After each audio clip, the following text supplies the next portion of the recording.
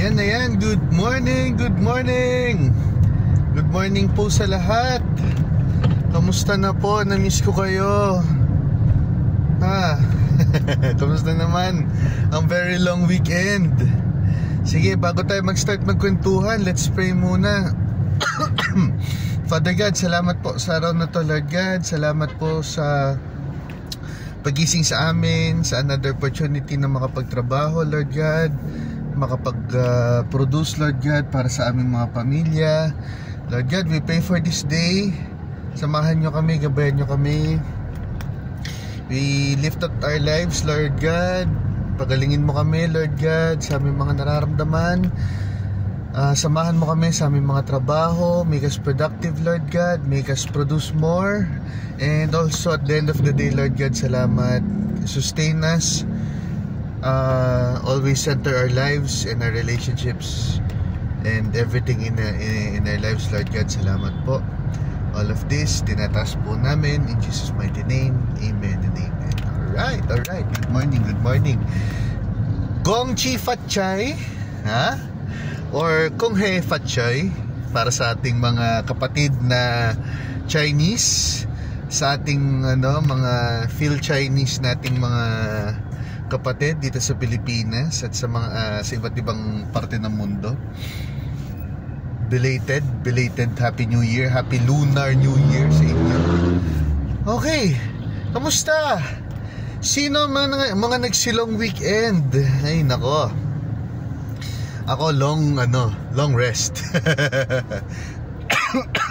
Kasi kasama ang bulsa sa pinagpahinga. Well, kailangan din natin yan, guys. Kung hindi na paghandaan ang long weekend na to, pumirmi-pirmi tayo sa ating mga note para makatipid at may mga magagamit pa sa ibang mga bagay, no? Sino naman po ang mga nag-celebrate? Yun nga, bukod sa ating mga kapatid na Phil Chinese at mga Chinese brethren, sino po ang mga nag-celebrate? Baka may extra ulam pa po kayo dyan.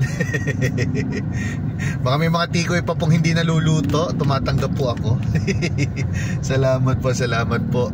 Anyway, sa mga nag-long weekend naman dyan, kamusta na? Bitin ba ang bakasyon? Gusto pa ba? Ayaw pang pumasok ng Lunes. Pero guys, Lunes ngayon, kayod ulit tayo para meron tayong pang tustos. Ayan, sinong mga nag-beach dyan? Sinong mga nag-staycation sa kanilang rest house? Yaman. Ayan, sa mga lala't lola, okay, naway nag-enjoy kayo. At itong means nyo nga ng pag-long weekend, nakarelax kayo para sa sa darating ngayon ulit na linggo, no? Okay. Ayun. Kamusta naman tayo ngayon sa ating usaping love life, Ayun, yan. Siguro kwento ko lang to. Magandang topic din. Paano kami nag-meet ni wife, no? Paano kami naging kami. Total naman, this is Feb-ibig, the month of pag-ibig, kami ni wife, nag-start kami niyan, nag-start kami way back college days, no? Pagka sinabi ko yung taon, mahalata edad ko. Hindi, sige, okay lang. 2010. We started 2010, anong tawag doon? We met, naging kami. Tapos yung relationship namin parang maganda lang, parang magkaibigan lang din. Yun yung way namin, paano namin kinilala yung isa't isa, yung getting to know face namin, no? That was, and then 2010, then 2019 naman ng March, kinasal kami. March 1. Sino mga kapwa ko dyan na March na kinasal? Kaway. Ayan. Tapos ayun yung jowa period. Tama yung mga nasasabi na hindi mo pa talaga lubusan nakikilala until makasama mo sila ng matagal. Until na tumira kayo sa isang bahay, bawat paggising makikita mo na siya, yung morning breath, yung morning looks, di ba? Yung woke up like this, mga ganyan. Kaya mo pa bang mahalin? Okay, i-relay ko dito yung service, no, na nung Sunday sa CCF, no? It talks about love rediscovered. Okay, so ano bang alaano natin sa love, di ba? Love is like a rosary full of mystery, ganun ba? So old, my gosh. Anyway, di ba ang love kasi, as kung iaano ko based dun sa sa preaching ng Sunday, love is a commitment, not a feeling. Okay? It is an unconditional commitment towards imperfect people. Okay? Seeking the highest good. And it might be costly and it might need sacrifice. Ayan. Yan po ang definition of love. Okay? Why? Punot dulo, God is love. Okay?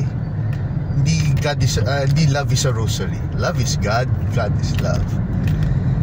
Because kung hindi una't-una, kung hindi tayo mahal ni Lord, di ba nga, kung i-relate natin, ito, marami akong nakikita ito, nakalagay sa t-shirt, nakalagay sa kotse, nakaano, pero naintindihan ba nila yung John 3:16? Ayan. For God so loved the world that He gave His only begotten Son, that whosoever believed in Him shall not perish but have eternal life. Oh, diba? For God so loved the world. So loved. Diba para lang din tayo sa mga tao, so much, very much. Yung so much or so loved the world that He gave His only begotten, meaning bukod tangi, yung nag-iisa niyang anak, ibigay niya as a living sacrifice for all of us who doesn't deserve it. Diba? Binigay niya for us para lang tayo maligtas at makasama niya. Diba? I remember para sa mga tatay na paano ba yung unconditional commitment. Yung pagmamahal ng isang tatay na makita mo lang yung anak mo na mayroong sakit. So pagka pinagpanalangin mo, Lord, sana sa akin na lang yung sakit, sana ako na lang yung magkasakit, kaya ko, ako na lang. Ganun yun ginawa niya. Lord, yung mga anak ko nagkakasala, wag na, baka kung anong mapano sila, ako na lang. Papadala ko si Jesus. Ako, so kung sino man ang kumilala sa Kanya bilang Lord and Savior is yun siya, maliligtas, makakasama ko. So that's unconditional commitment. Meaning, hindi yung I love you because you're beautiful, I love you because you're rich, I love you because you're ganito. Patay. Paano pag wala na? Wala na rin ang love. Wala na. So yun. Imperfect people, well, are we perfect? No, we're not. Diba? We complement each other, yes. And that's the essence of it. We complement each other para ma-showcase natin paano natin siya mamahalin.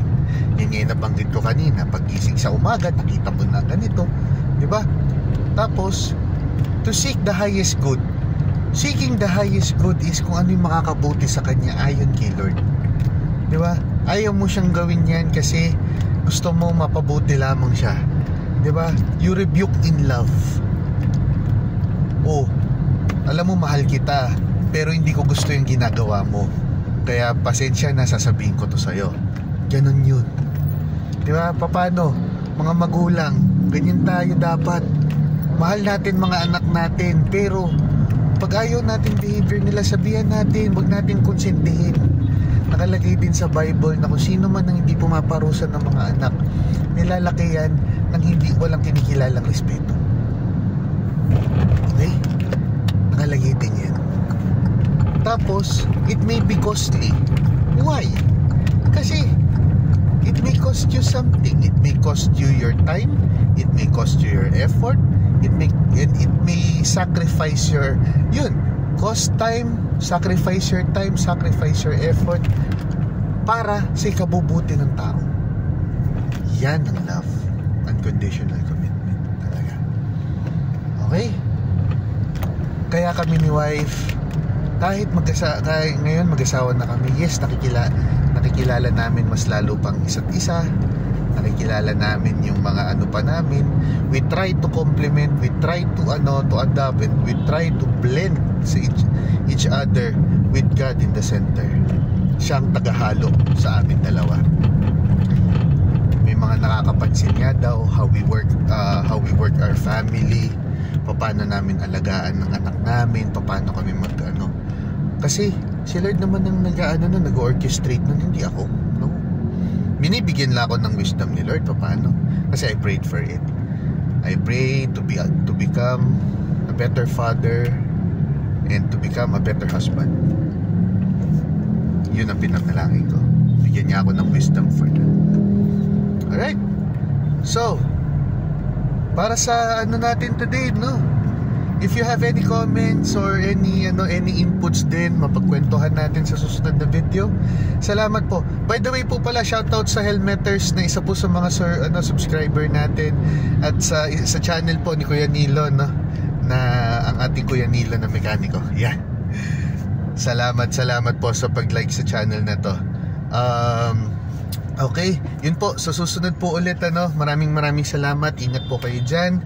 God bless us all. God loves us. Okay, thank you. Bye-bye.